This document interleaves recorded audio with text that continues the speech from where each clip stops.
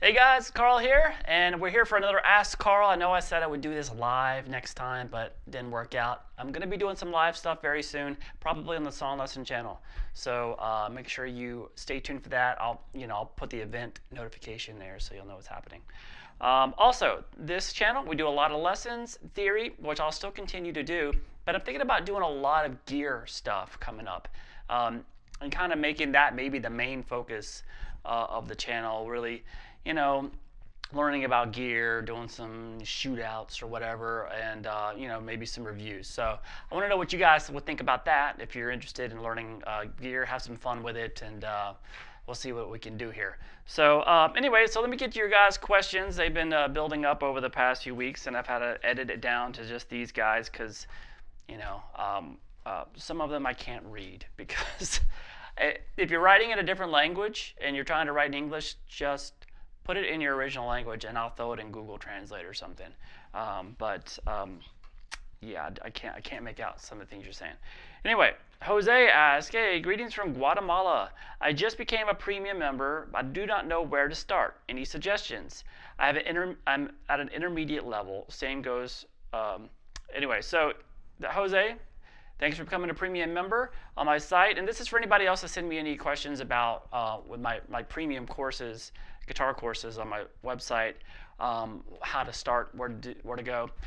If you guys just send me an email on the site, you can just do it through the contact form.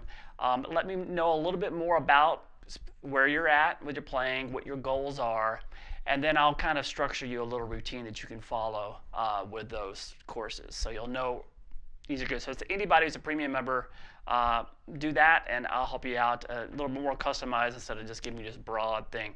Give me more information, I'll be able to help you out. RJ asks, what kind of acoustic guitar strings do you use? What brands and gauges are best? I'm thinking of some extra light D'Addario, but I'm not sure. I'm a big wuss when it comes to steel string acoustic. I use as light as so I use extra light as well. And I use D'Addario's phosphor bronze. So those are what is on my Faith guitar. So it's yeah. I don't play a lot of steel string. I play mostly nylon string acoustic, so it kind of helps me with that transition. Robert asks, hey Carl, you're an awesome teacher. Thank you, Robert. Do you do any sport or do you like any teams? I play golf and tennis. And my favorite, I like Roger Federer. I follow all of his matches. So I love watching, I like watching golf and tennis too. Favorite sport that I don't actually play, but my favorite sport to watch is professional football, and my team is the Carolina Panthers, because that's where I'm from, North Carolina. Also, he asked, where did I grow up, and was it a nice place, and how was it? Greensboro, North Carolina is where I was born and lived until I was in my mid-20s, and yeah, it was real boring, so I moved out to California. All right. Another name I'm just going to destroy. Sugal. I'm trying. From when did you start playing guitar? I started playing when I was about 10 years old, and I'm 41 now. So yeah, I'm kind of getting up there. So it's been a while. Patricio asks, hey Carl, greetings from Mexico. Big fan of your work. I like how I play, however, I get stage fright and don't perform as well in front of an audience. Any tips for that?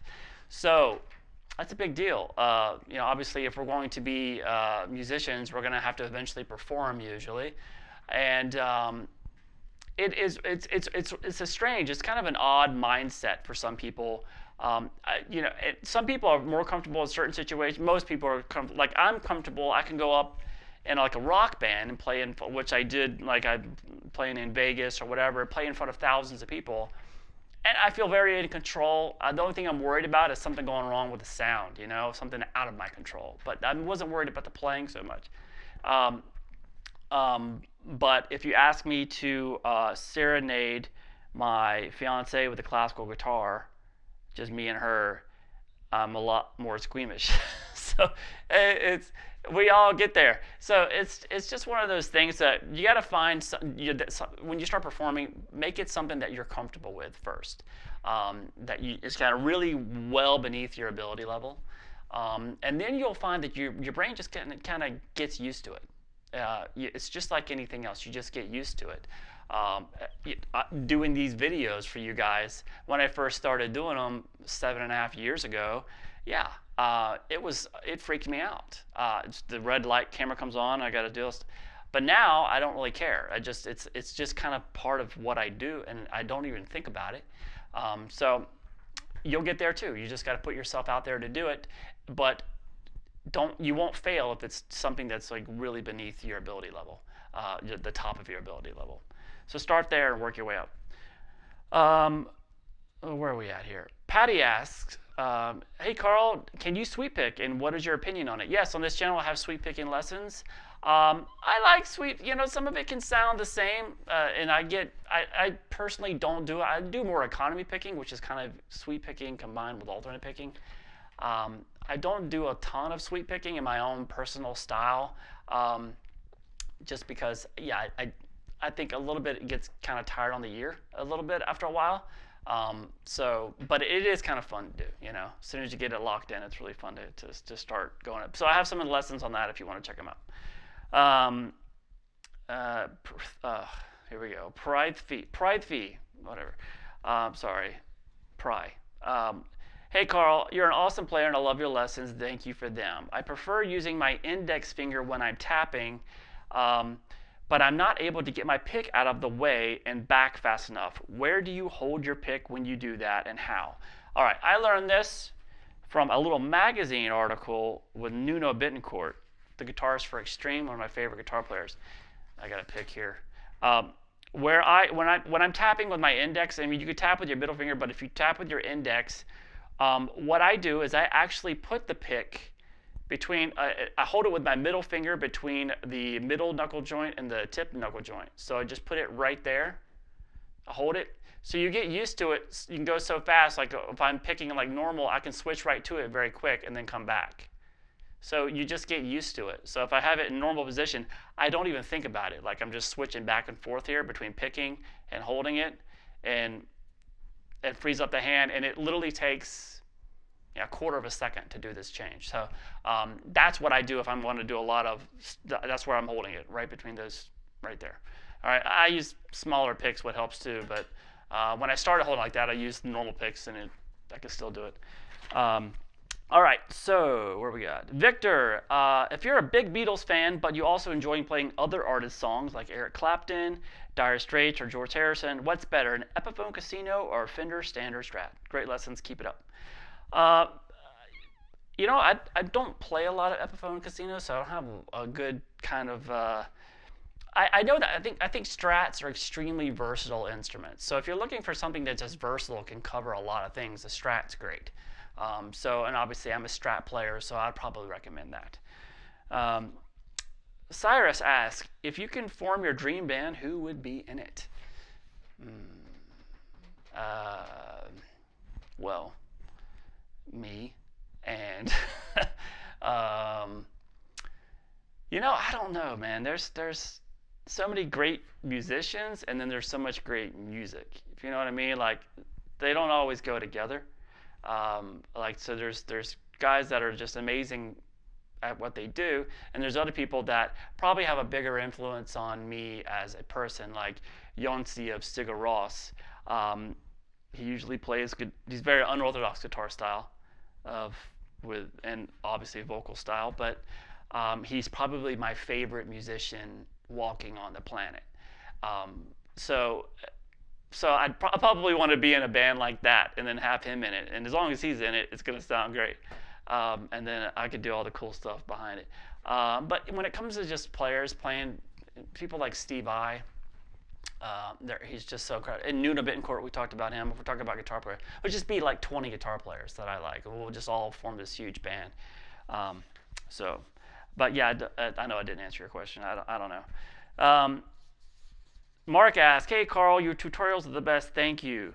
You have the most perfect index finger vibrato of anybody I've seen. Do you mind giving a few pointers on your next Q&A? Thank you. It's just kind of how I angle my hand. So I do a lot of that.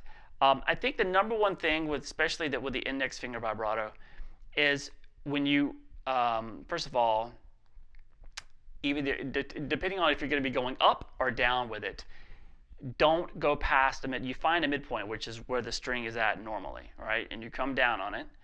And then if you want to do vibrato, say you wanted to pull it downwards to the floor, first of all, I kind of rotate my wrist like this, or my whole forearm. That's what does it. I just hold it here and then rotate. But I go beneath it, and then when I come back up, I come right back to that middle point. I don't go above that middle point. So I kind of have that little center line, and I pull down from it and come right back to it and then back down. So it lets you control it. The same thing if you're going upwards with it. Instead of rotating my arm this way, I rotate it this way, and I go up and I come right back down to that point and then back down. So I don't go past. I don't do these big wide ones where I go above it and below it. That'll help you keep it in control. And like I said, rotating your forearm helps. Okay, so where are we at? This is actually pretty fun. Brett asks, you've said before that you have had lessons with a number of different teachers. I was wondering if you were starting out learning today and learning from online content alone, do you think you could have been half as talented as a player that you are now? Because you're obviously very talented. Thank you. I don't know. I mean, there's so much information out there, like guys like me put out there. At one point, it's great if you're very focused. If you're a very focused person, you're a person who's very perceptive about watching other players and figure out what they're doing, how they're getting this technique fast, and what they're doing with their fingers. And so you're really perceptive, and you can just see it on a video. And you're very organized. You have a goal, and then you could take all that content that idiots like me put up online and organize it and create your own plan. You could be just as good. Private instruction does help to a point, but when you're talking about like popular guitar styles, especially, they're probably, you're getting the same material either way. I can see there's something that are kind of a higher end, like classical guitar and jazz, that it really would require some in-person help. But if it's kind of more popular guitar styles or the shreddy stuff, and it's more just technique based, yeah, you could be great with it, but you can get lost in the sea of stuff out there, and that's the one bad thing. There's so much content. If you're not very focused and can't figure out where you want to go, you could just be on YouTube all day and not get anything done. All right, so Daniel, hey Carl, I was just wondering what kind of pick you use when you play rock and metal. Also, if you're transcribing chords, how do you know what chord it is? Is it just knowing a ton of chords and how they sound, or do you have a program that does it for you? I wish I had a program. That'd be great. Thanks for the lessons. They are by far the best online lessons out there. Thank you, Daniel. I use, for all, doesn't matter what style, I use, it's a Jen Dunlop Jazz 3. It's an Ultex Jazz 3. I see a lot of guys using these, but I like them because they're Jazz 3s, but they're actually a very rounded, smooth feel, and they last a little bit longer than the other Jazz 3s. I used to use the red one, but I use this now for years, and it's very smooth yet sharp. I don't know, that doesn't make sense, but it's that's what I use. And when it comes to the chords, it is like just anything else. The more you hear music that you're used to, like metal or rock, or you're talking about, you understand how they put this stuff together, and your ear becomes adapted to it. I spend, especially through my adult years, I've made it a thing that I don't want to just be a guitar player and like a technician, because music is a hearing art. So what I would do is I make sure I spend almost just as much time learning how to hear music, how it works to your ear, as I did actually playing the instrument, because I wanted to be a real musician. I wanted it, and it kind of frees you up. So, and it helps. It makes a lot of stuff, like the stuff that I do on, on the web or whatever, a lot easier to do. So, so actually, that has something to do with the next question. Greg asked, "What does your typical filming day look like?" So this is usually when I'm doing lessons.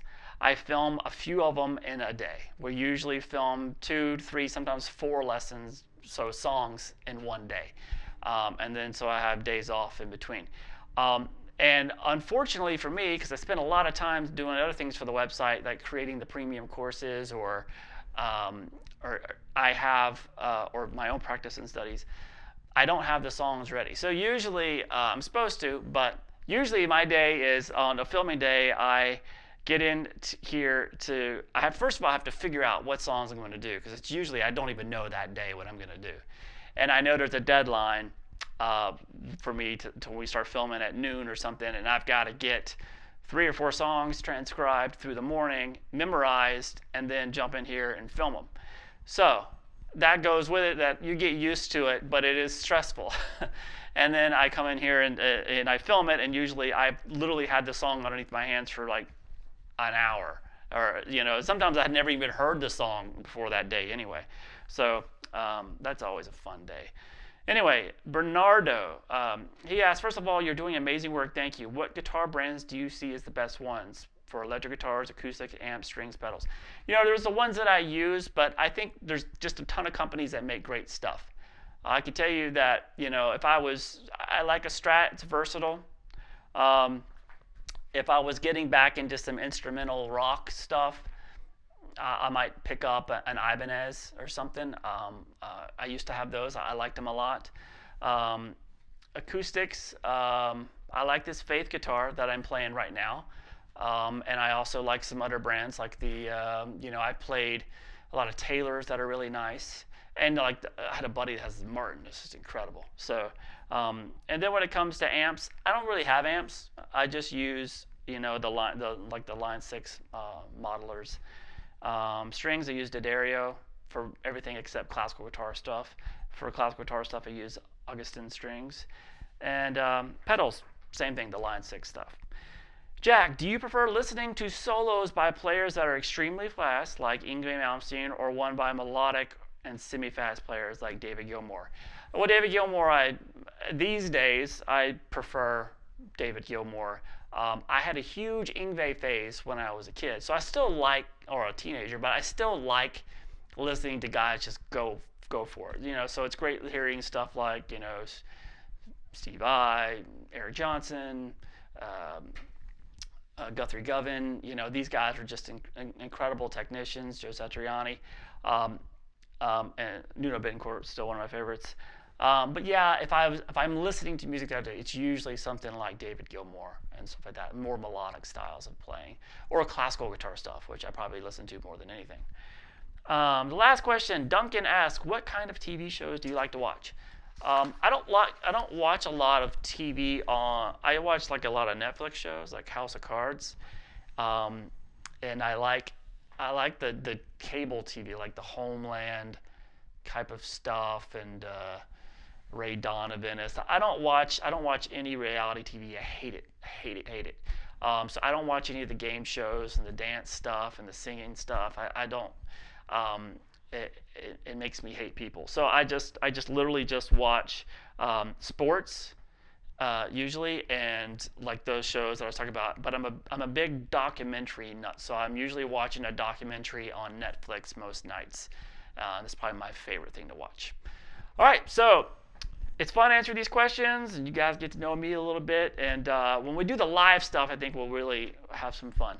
So until then, I'll see you guys again soon. Please check out my other channel if you don't know it, and watch the lessons, like them, share them, all that stuff. And check out the website and the premium courses. Got some fun stuff in there. Bye-bye.